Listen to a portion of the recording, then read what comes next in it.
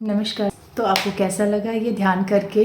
तो जो अभी आपने ध्यान किया उसे बोलते हैं आनापानसती ध्यान। आना का मतलब होता है सांसों का अंदर आना, अपाना का मतलब होता है सांसों का बाहर जाना, और सती का मतलब है ऑब्जर्वेशन करना। यानी जब आपकी सांस को आप अंदर आते हुए और बाहर जाते हुए जब दोनों को ऑब्जर्व करते हुए अवेयर होके कॉन्शियस होकर, तो ये होता है आपका आनापानसती ध्यान। इससे क्या होता है? इससे बहुत सारे बेनिफिट्स होते हैं। हम आगे बहुत सारी चीज़ों में बताएंगे इसके क्या क्या बेनिफिट्स होते हैं। लेकिन जब आप लोगों ने ये ध्यान किया तो आपको कैसा महसूस हुआ? आपको कैसे एक्सपीरियंसेस आए? बहुत सारे आप में से लोगों को ऐसा हो रहा होगा कि थोड़ा सा सिर भारी लग रहा होगा, या किसी को खुजली जैसा महसूस हो रहा होगा, टिंगलिंग जैसा फील हो रहा होगा, या किसी किसी को ऐसा लग रहा है कि शरीर बहुत हल्का हो गया है, या किसी की पता नहीं कुछ ऐसी रोशनी सी दिखी, या कोई किसी को किसी गुरु की या किसी भगवान की तस्वीर दिख गई अचानक से, है ना, या कभी कुछ रंग दिखा अचानक से। इतने सारे सब कुछ ही मिनटों में आपको इतने सारे अनुभव हो गए, और किसी किसी को तो कुछ भी नहीं समझ में आता। ऐसा लगता है कि विचार बहुत सारे आ रहे हैं। ऐसे सबके बहुत सारे अलग अलग एक्सपीरियंसेस होंगे। लेकिन आज आपको बताने वाली हूँ कि ये एक्सपीरियंस कहाँ से हो रहे हैं आपको। आपने तो सिर्फ थोड़ी देर के लिए आंख बंद किया था, और ये एक्सपीरियंसेस अक्सर हमें सपने में मिलते हैं। यानी जब हम सोते हैं तब हम कभी कभी ऐसे सपने देख लेते हैं, लेकिन सिर्फ ध्यान आंख बंद करके इतने सारे एक्सपीरियंसेस। तो दोस्तों, मैं आपको बताना चाहती हूँ कि हमारे शरीर के अलावा भी 6 और शरीर होते हैं, यानी टोटल 7 शरीर होते हैं। और ये 7 शरीर का विज्ञान मैं आज आपको बताऊंगी कि क्यों हमको ये सारे अलग अलग अनुभव होते हैं, कैसे होता है और इसका क्या मतलब है। आज हम इसका अच्छे से और समझेंगे। तो ये 7 शरीर क्या है, ये 7 शरीरों का क्या विज्ञान है, क्या रहस्य है, चलिए आइए मैं आपको बोर्ड के थ्रू बताती हूँ। देखिए दोस्तों, ये मैंने साइंस ऑफ 7 बॉडीज़ के बारे में बताया है। ये जो आप लेयर्स देख रहे हैं ये परतें हैं, और ये 7 परतें हैं जो हमारी बॉडी के ऊपर दिखाया जा रहा है कि हमारे ऊपर ऐसी परतें होती हैं। टोटल 7 परतें होती हैं, ठीक है। तो ये 1 2 3 4 5 6 करके 7 लेयर्स है। तो जो पहला वाला लेयर है जिसे हम कहते हैं फिजिकल बॉडी, यानी स्थूल शरीर, या इसको हम अन्नमय कोश कहते हैं ज़्यादातर। इसका मतलब ये होता है जो भी चीज़ें अन्न से रिलेटेड है, यानी खाना पीना, जिससे हमें ऊर्जा मिलती है, वो अन्नमय कोश से रिलेटेड होता है। इससे हमें काफ़ी एनर्जी मिलती है, हमें लगता है कि हम खाते पीते हैं, है ना। ये सारी चीज़ें का जो नाम है वो फिज़िकल बॉडी के बारे में बताया जाता है। अब जो दूसरा लेयर जो हम देख रहे हैं इसको बोलते हैं प्राणमय कोश। ये प्राणमय कोश को हम ऐसा भी बोल सकते हैं, एक एथरिक बॉडी इंग्लिश में बोलते हैं इसको। इसमें क्या होता है, ऊर्जा का खेल होता है सारा कुछ। अब जैसे हमें ऐसा लगता है कि ये जैसे सांस लेना, सांस छोड़ना, और हमको कान से सुनाई देना, आंखें देखना, और हमारी धड़कनें बढ़ रही हैं, और हमारा जो भी हम टॉयलेट बाथरूम जो भी हो रहा है हमें ऐसा लगता है हम कर रहे हैं, लेकिन वो हम नहीं कर रहे होते हैं। वो हमारा यही बॉडी जो होता है प्राणमय कोश वो कर रहा होता है, क्योंकि ये सारा एनर्जी से रिलेटेड होता है। ये सब हो रहा होता है, हम इस पर कंट्रोल नहीं कर सकते हैं। ज़्यादा देर तक हम कंट्रोल नहीं कर सकते क्योंकि ये बस होता चला जा रहा है। तो ये काम होता है हमारा दूसरा बॉडी जो है कि सूक्ष्म रूप से रहता है। अच्छा, ये जो 7 लेयर्स है ना, ये हमारे ब्रेथ से रिलेटेड होते हैं। मतलब जैसे जैसे हम सांस के ऊपर अवेयरनेस लाते हैं तब हम इन 7 लेयर्स के बारे में अनुभव कर पाते हैं अलग अलग तरीक़ों से। तो जो प्राणमय कोश है, जब हमें ऐसा लगता है कि हम ध्यान में बैठे हैं और हमें ऐसा लग रहा है कि हमारी बॉडी बहुत हल्की हो गई है, हम हवा में उड़ रहे हैं, करेक्ट, वहाँ पे ना कोई ग्रेविटी का पता चलता है, बस उड़ रहे हैं, कहीं भी चले जा रहे हैं, कहीं भी बैठ जा रहे हैं। वो कैसे पॉसिबल हो रहा है? वो थ्रू इसी के हो रहा है, क्योंकि ये हमें दिखाई नहीं देती लेकिन ये होती है। मैं बताऊं तो ये जो सेकंड लेयर है जिसमें हम प्राणमय कोश की बात करते हैं, ये हमको बताता है कि जब क्रिया योग होता है या कोई योग करते हैं हम लोग ना, तो वो ये इसमें बताते हैं, जैसे कि कोई क्रिया योग करना या कोई मंत्र योग करना, ठीक है। अब ये तीसरा जो है ना, तीसरा लेयर, ये है मनोमय कोश। मैंने यहाँ पे लिखा है मनोमय कोश, यानी इसे हम सूक्ष्म शरीर भी कह सकते हैं, इंग्लिश में हम इसको एस्ट्रल बॉडी कहते हैं। तो इसका काम क्या होता है? अब ये जो मनोमय कोश है, इसे समझ सकते हैं कि जब मन में हमें ऐसे ऐसे विचार होते हैं, अब जब हम ध्यान करते हैं तो हमें ऐसा लगता है कि हम कहीं और चले गए हैं, किसी और देश दुनिया में चले गए हैं, और वहाँ पे हमें फील होता है कि ये कुछ डिफरेंट जगह है, कुछ अलग है, क्योंकि वहाँ पे ना टाइम का पता होता है, ना प्लेस का पता होता है, बस हमें ऐसा लगता है कि हम यात्रा कर रहे होते हैं।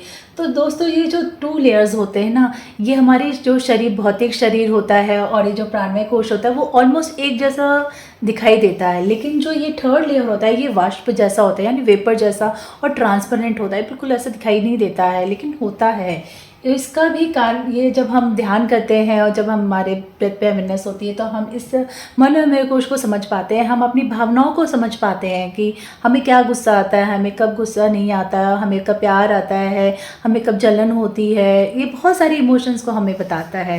तो ये भी जानना बहुत ज़रूरी है। और इसी में अगर हम मनोमय का मतलब है कि मन से रिलेटेड चीज़ें होती हैं, जिससे हम मन पे आधारित, जैसे हमारी भावनाएं होती हैं, इमोशंस होते हैं, हमें गुस्सा आ जाता है, प्यार आ जाता है, खुशी होती है, दुख होता है, ये सारा कुछ हमारा मन का खेल होता रहता है। तो इसे भी समझना बहुत इम्पॉर्टेंट है, क्योंकि जब हम ध्यान करते हैं तो हम कई बार क्या होता है, भ्रमित हो जाते हैं, मतलब हमें समझ में नहीं आता कि ये सही है या गलत है, तो फिर कहीं ना कहीं हमें वो अजीब सा अनुभव होता है, हमें रोना भी आता है। जैसे हम आँख बंद करते, कई बार हमें ऐसा लगता है कि बहुत हम रो रहे हैं, दुखी हैं, कई बार ऐसा लगता है बहुत खुशी हो रही है, हंसते भी हैं हम लोग, बहुत अजीब अजीब से हरकत होती रहती हैं इस टाइम पर। तो ये हमारा जो होता है ना, 3rd लेयर में होता है। और इसी तरीके से, और ये जो तीसरी लेयर होती है, इसमें हम ये कह सकते हैं भक्ति योग में हम ज़्यादा चले जाते हैं। जब हम ज़्यादा भक्ति में रहते हैं तब हमें ये फीलिंग आती है। उसके बाद होती है विज्ञानमय कोश। ये जो आप 4th लेयर देख रहे हैं, वी फॉर विज्ञानमय कोश। तो इसे हम ऐसा भी बोल सकते हैं कि ये एक कॉजल बॉडी होती है जो कि विज्ञान से रिलेटेड होती है। अब विज्ञान तो दोस्तों हमारे बुद्धि से रिलेटेड होता है कि हमें काफ़ी चीज़ों का ये रहता है कि हम कैसी प्लानिंग कर रहे हैं, हम पिछला जो पास्ट है या जो प्रेजेंट है, फ्यूचर है, उस पर हम क्या सोच विचार कर रहे हैं, ये हमारा बुद्धि से रिलेटेड होता है, इसलिए ये विज्ञानमय कोश होता है। और इसके अलावा दोस्तों, इसमें हम इस विज्ञानमय कोश से ये भी जानते हैं कि हमें लाइफ में क्या प्लानिंग करनी चाहिए, कैसा हमारा डिसीजन मेकिंग होना चाहिए, और कोई भी हम डिसीजन ले रहे हैं वो किस बेसिस पे हो रहा है, हमारी इच्छा क्या है, ये सारा कुछ हमें विज्ञानमय कोश से पता चलता है। और साथ ही साथ अगर हम ध्यान करते हैं तो इससे फ़ायदा क्या होता है, ध्यान करने से हम एक बहुत ही आगे लेवल पे बढ़ जाते हैं, क्योंकि अभी तक हमें ऐसा भौतिक रूप से लगता है कि हम अपना लॉजिकल माइंड बहुत चला रहे हैं, लेकिन जैसे जैसे आप ध्यान करते हो तो आप अपना इंटेलेक्ट यूज़ करने लगते हो, यानी अपनी हार्ट की सुनते हो, और वो बहुत ही काम की चीज़ है, क्योंकि जब आप इंटेलेक्ट यूज़ करते हो तो ही वो फलित होता है, आपके पर्पस ऑफ लाइफ का समझ में आने लगता है। इसमें आपको मैं की भावना पता चलती है कि मैं हूँ और मेरा ये काम है, ऐसा वगैरह, तो ये भी इम्पॉर्टेंट है। तो ध्यान में जैसे आप इसको हम ऐसा भी कह सकते हैं, जितने भी राजयोग होते हैं या जो ज्ञान योग होते हैं वो हमें इसी से पता चलता है। अब हम चलते हैं 5वें लेयर के बारे में, जो कि है, तो जो हमारा आनंदमय कोश है, ये आनंदमय कोश का हम इंग्लिश में इसको हम बोल सकते हैं कि ये एक स्पिरिचुअल बॉडी होती है। तो आनंदमय कोश का क्या मतलब होता है? आनंद मतलब ऑब्वियसली बहुत ही आराम, जहाँ पे हम बहुत खुश रहते हैं, बिल्कुल रिलैक्स रहते हैं, बहुत शांति आ जाती है, तो वो होता है आनंदमय कोश। ये वही वाला परत बहुत इम्पॉर्टेंट है, क्योंकि इसमें हमें ये पता चलता है कि हमारे अंदर कोई भी ऐसी कोई चीज़ें उथल पुथल नहीं हो रही है। अगर लाइफ में दुख आ रहा है तो भी हम बिल्कुल रिलैक्स हैं, और खुशी है तो भी हम रिलैक्स हैं, मतलब हमारा मन का इसमें ज़्यादा खेल नहीं होता है, और हम इतने खुश हो जाते हैं। वो इसलिए संभव होता है जब आप ध्यान ज़्यादा करने लगते हैं, बढ़ाने लगते हैं, तो आपको वो फील आने लगता है कि वाह यार, कितना अच्छा एक लेवल है जहाँ पे मैं बहुत रिलैक्स फील कर रही हूँ, मुझे कोई रिलेशन में ऐसे में कोई टेंशन नहीं हो रही है। तो इससे आपको पता चलता है ये आनंदमय कोश में होता है। और इस वाली स्थिति में आना हर इंसान की इच्छा होती है कि हम ऐसे स्टेट पे आ जाए जहाँ पे हम मुक्त हो सके इन सारे झंझटों से। और इस कोर्स में और क्या फ़ायदे हैं, तो जब हम इस स्टेट में आते हैं ना, तो हमें इतना अच्छा लगता है कि जैसे कि हम दुनिया से बिल्कुल समझ में आ जाता है कि हमें हमारा लाइफ का पर्पस क्या है। मतलब कई बार होते हैं ना ऐसे प्रश्न कि मेरा लाइफ का पर्पस क्या है, क्या मेरा खाना बनाना, पीना, उठना, बैठना यही है? ऐसा नहीं है। जैसे ही हम इस ध्यान की अवस्था में आते हैं आनंदमय कोश की तरफ, तो हमें अपने लाइफ का पर्पस दिखाई देने लगता है। हाँ, लेकिन इसमें थोड़ा ईगो तो रहता है, क्योंकि उसमें थोड़ी बहुत मैं की भावना रहती है। तो हमें यहीं पे रुक नहीं जाना चाहिए कि बस हाँ अब हो गया, अब हमको सब मुक्त हो गए, तो ऐसा नहीं है। हमें आगे और बढ़ते रहना चाहिए, क्योंकि 2 और आगे शरीर है, उसको भी जानना ज़रूरी है। इससे हमें और पता चलता है कि हम अभी ध्यान की किस अवस्था में हैं। अब हम आते हैं छठी अवस्था यानी छठी परत पे, जो है विश्वमय कोश। तो ये VM मैंने लिखा है यहाँ पे, विश्वमय कोश हुआ, या फिर हम इंग्लिश में कॉस्मिक बॉडी भी बोल सकते हैं इसको। ये भी जानना इम्पॉर्टेंट है कि विश्वमय कोश का मतलब क्या होता है। जिस स्थिति में हमें ऐसा लगता है कि सब इक्वल है, सब एक ही हैं, मैं कुछ अलग नहीं हूँ, सब मेरे जैसे ही हैं, वो एक स्थिति होती है। और इस स्थिति में ऐसा होता है कि मैं की भावना चली जाती है। मतलब ऐसा लगता है कि मैं तो हूँ ही नहीं, मैं सब हूँ, मैं सब में हूँ। जैसे मुझे ऐसा फील होगा कि मैं एक सागर हूँ, और जो मेरा अनुभव है वो भी एक बूंद की तरह है, वो जो वापस मेरे सागर में बस जा रहा है। मतलब हम सब एक ही हैं, सब एक है। तो वो विश्वमय कोश होता है, जिसमें हमें ऐसा लगता है कि जो दुनिया के सारे लोग हैं वो सब एक ही हैं, कोई अलग नहीं है।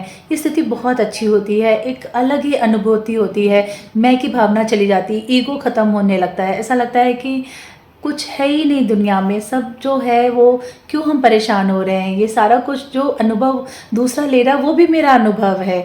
यानी अगर लाइफ में आपके सामने कोई ऐसा चैलेंज दिख रहा है कि किसी ने मेरे लाइफ में मुझे गलत ऐसा बिहेव किया, मेरे साथ ऐसा किया, लेकिन ये पता चलता है कि जो वो अनुभव ले रहा है वो भी मेरा ही अनुभव है। ये जानना बहुत इम्पॉर्टेंट है, और ये तब आता है जब आप ध्यान की और बढ़ाते हो, तब आप इस वाले परत में आ जाते हो, और ये बहुत ही सुंदर अनुभूति होती है।